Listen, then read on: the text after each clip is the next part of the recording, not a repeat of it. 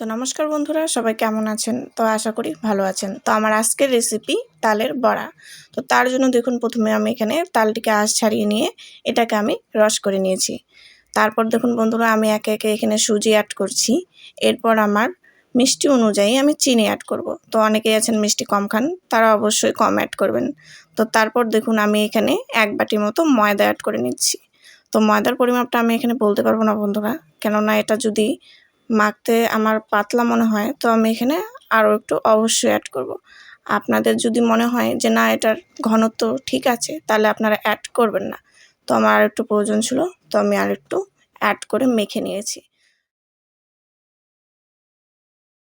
তো দেখুন বন্ধুরা আমার এখানে এটা মাখা কমপ্লিট হয়ে গেছে। তো তারপর আমি এখানে একটি ননস্টিক নিয়ে নিয়েছি। এখানে তেল গরম হয়ে গেলে আমি এখানে একে একে এবার বড়াগুলো দিয়ে দিচ্ছি। সবগুলো বড়া আমার খুব ভালো করে দিয়ে দেওয়া হয়ে গেলে, এক পাশ ভাজা হয়ে গেলে বন্ধুরা আমি এবার এটাকে উল্টে দেব।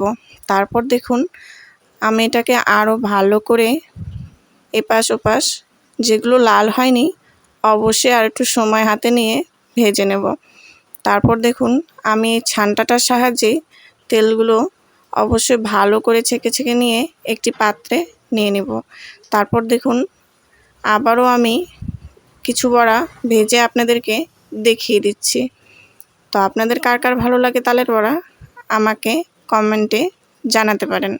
আর আপনারা কিভাবে কে বানান অবশ্যই আমাকে লিখে কমেন্টে জানাতে পারেন। তো দেখুন তারপরে এগুলোও দেওয়া হয়ে গেছে। এক পাশ ভাজা হয়ে গেলে আমি এটাকে আবারও উল্টে দেব। তো বন্ধুরা আপনারা এখানে গ্যাসের ফ্লেম অবশ্যই মিডিয়াম রাখারই চেষ্টা করবেন, কেননা আপনারা যদি এখানে হাই রাখার চেষ্টা করেন তাহলে এটা বড়াগুলো একদম কালচে হয়ে যাবে বন্ধুরা। তো কেমন লাগলো বন্ধুরা অবশ্যই জানাবেন। আজকের মতো এতটুকুনি।